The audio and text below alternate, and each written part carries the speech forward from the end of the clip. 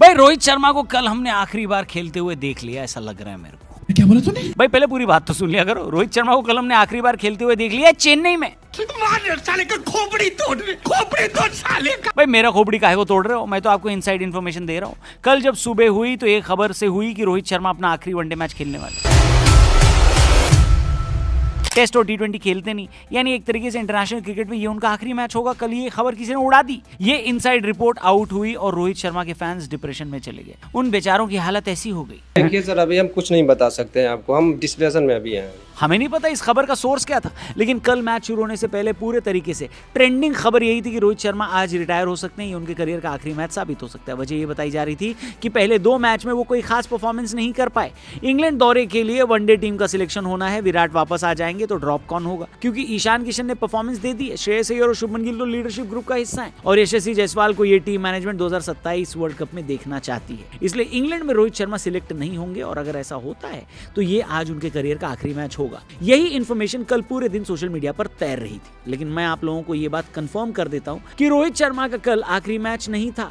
हो सकता है चेन्नई में उन्होंने अपना आखिरी मैच खेल लिया हो, लेकिन टीम इंडिया के लिए अभी उनके मैचेस बाकी हैं। हालांकि ये भी गारंटी नहीं दी जा सकती कि रोहित शर्मा 27 वाला वर्ल्ड कप खेलेंगे या नहीं, लेकिन इतना कंफर्म है कि इंग्लैंड सीरीज में उनका नाम रहेगा। हाँ, वहां उनकी हर इनिंग पर नजर रखी जाएगी। तो अगर आप रोहित शर्मा फैन हो तो आपके लिए अच्छी खबर यह है कि रोहित शर्मा का कल आखिरी मैच नहीं था, लेकिन बुरी खबर यह है कि इंग्लैंड दौरे पर रोहित शर्मा की हर इनिंग पर नजर रखी जाएगी और वहां पर अगर फेल हुए तो समझ लो कि मामला गड़बड़ है। फिलहाल हम आपको कल के मैच की बात बता देते हैं, क्योंकि यहां पर तो रोहित शर्मा के लिए कोई मामला गड़बड़ नहीं हुआ। ऐसा लग रहा है कल रोहित शर्मा का दिन था, क्योंकि अफगानिस्तान जब पहले बैटिंग करने उतरी तो पहले 3 विकेट प्रसिद्ध कृष्णा ने लिए और इन तीनों विकेट की कैच स्लिप पर खड़े रोहित शर्मा ने ली। धोनी नहीं थे, कोहली नहीं थे, तो चेन्नई की क्राउड ने कल रोहित शर्मा को ही अपना फेवरेट बना लिया। उनके हर कैच पर चेन्नई में जोरदार शोर मचा। यही देखते हुए शायद पावर प्ले के बाद शुभमन गिल ने रोहित शर्मा को बाउंड्री पर फील्डिंग करने भेज दिया और जैसे ही रोहित शर्मा बाउंड्री के पास गए और बाउंड्री पर जो मैच देखने आए थे उनके पैसे वसूल हो गए। लेकिन अफगानिस्तान ने इस टूर पर एक बार फिर डिसअपॉइंट किया है। अफगानिस्तान एक भी मैच जीत नहीं पाई और ये मैंने एक्सपेक्ट भी किया था कि नहीं जीतेंगे लोग, लेकिन इस तरह से वन साइडेड होकर सारे मैच हारेंगे अफगानिस्तान वाले, ये तो अफगानिस्तान से बिल्कुल एक्सपेक्टेड नहीं था। पहले बैटिंग करते हुए शाहिदी ने, यानी हशमतुल्लाह शाहिदी और अजमतुल्लाह उमरजई ने बढ़िया बैटिंग करी। एक की सेंचुरी आई, एक की हाफ सेंचुरी, लेकिन इन दोनों का 150 रन अगर आप साइड में रख दो तो बाकी के 9 प्लेयर्स ने कुल मिलाकर 100 भी रन नहीं बनाए। प्रसिद्ध कृष्णा को 5 विकेट मिले और इस तरह अफगानिस्तान 218 पर ऑल आउट हो गए। पहले 2 मैच में फिर भी अफगानिस्तान की बल्लेबाजी बेहतर थी, 300 के करीब वो पहुंचे दोनों मैच में, लेकिन 218 रन तो इंडिया के लिए बिल्कुल भी चैलेंजिंग नहीं होने वाला था। सारी नजरें बस रोहित शर्मा पर थी, क्योंकि तब तक तो ये अफवाह चल रही थी कि भाई वो अपना आखिरी मैच खेल रहे हैं। एक बार फिर शुभमन गिल ने रोहित शर्मा और यशस्वी को ओपनिंग करवा दिया और खुद 3 नंबर पर शिफ्ट हो गए। बाकी सब बातें बाद में, लेकिन मैं शुभमन गिल की कप्तानी का फैन हो गया। उन्होंने जिस तरीके से फैसला लिया इस सीरीज में खुद को 3 नंबर पर खिलाने का, वो आसान नहीं है। वो खुद आउट ऑफ पोजीशन बैटिंग कर रहे हैं, लेकिन ये जानते हैं कि अगर रोहित शर्मा को 3 नंबर पर पुश किया तो लोग कहेंगे कि गिल चाहते नहीं है कि रोहित शर्मा 2027 वर्ल्ड कप खेलें, इसलिए उनका डिमोशन कर रहे हैं। यशस्वी जायसवाल भी 2027 की स्कीम ऑफ थिंग्स में शामिल है, तो उनको भी 3 नंबर पर नहीं भेजा जा सकता, इसलिए कैप्टन गिल ने खुद सैक्रिफाइस किया। फाइनली भारतीय क्रिकेट फैंस को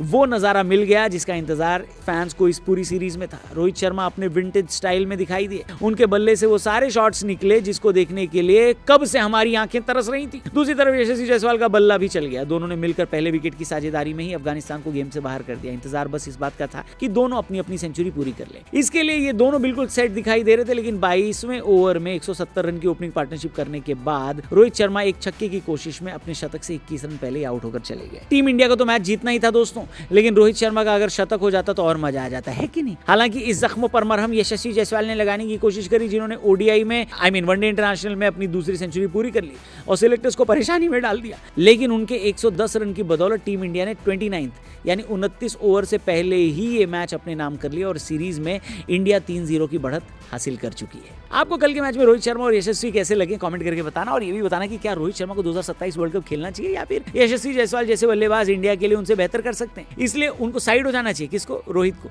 जो भी आप सोचते हैं कमेंट करके बताना। हम फिलहाल आपको एक और इंपॉर्टेंट न्यूज बता देते हैं। सुनने में आ रहा है कि आईपीएल का पहला ट्रेड ऑलमोस्ट कंफर्म हो चुका है और इस ट्रेड में ऋषभ पंत लखनऊ से दिल्ली चले जाएंगे, जबकि उनकी जगह दिल्ली कुलदीप यादव को लखनऊ भेज देगी। बेसिकली अब ऋषभ पंत को गोयनका जी की गाली नहीं सुननी पड़ेगी। और मेरा पहला रिएक्शन इस ट्रेड डील को लेकर यह है कि दोनों टीमों ने एकदम जैकपॉट हासिल कर लिया है। पहले बात करते हैं पंत की।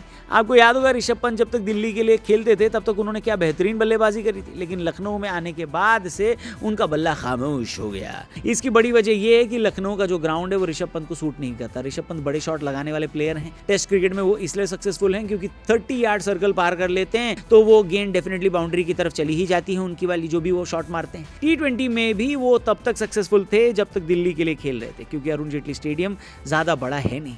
लेकिन लखनऊ उनको बिल्कुल सूट नहीं किया, क्योंकि यहाँ पर जब वो बड़े शॉट खेलने की कोशिश करते थे तो बड़ा ग्राउंड होने की वजह से ज्यादातर बाउंड्री पर कैच पकड़ लिए जा रहे थे उनके। इस वजह से पिछले 2 साल में आपको पंत इतने सक्सेसफुल नहीं दिखाई दिए।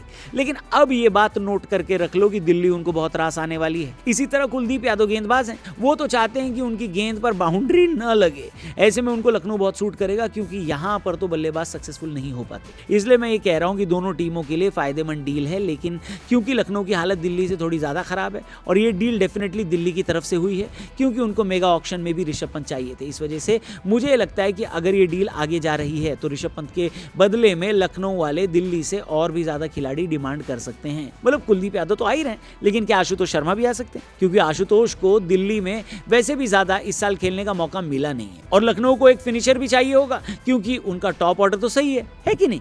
अगर आशुतोष नहीं तो क्या लखनऊ कुलदीप यादव के साथ स्टब्स की मांग कर सकता है? अगर मैं लखनऊ की टीम हूं तो मैं डेफिनेटली मांगूंगा। लेकिन इस पूरी ट्रेड डील पर आप क्या सोचते हो कमेंट करके बताना। मेरे हिसाब से तो बहुत बढ़िया डील है दोनों खिलाड़ियों और दोनों टीमों के लिए। लेकिन इस डील पर थोड़ी और इनसाइड इन्फॉर्मेशन लेकर हम परसों आएंगे आपके पास, क्योंकि आज इंडिया ए वर्सेस श्रीलंका ए के बीच ट्राई सीरीज का फाइनल है। यानी वैभव सूर्यवंशी एक बार फिर बदतमीज श्रीलंका वालों की टीम के सामने खेलते दिखाई देंगे। तो कल इस मुद्दे पर भी हम लोग बात करेंगे। फिर शाम को team India women's World Cup में भी अपना मुकाबला खेलेगी, तो उसका भी पूरा हालचाल और बवाल लेकर हम कल सुबह हाजिर हो जाएंगे। आपको इस वीडियो में क्या पसंद आया, किस शहर से आप ये वीडियो देख रहे हो, कमेंट करके बताना। चैनल को भी सब्सक्राइब करना। Thank you for watching crico. जय हिंद।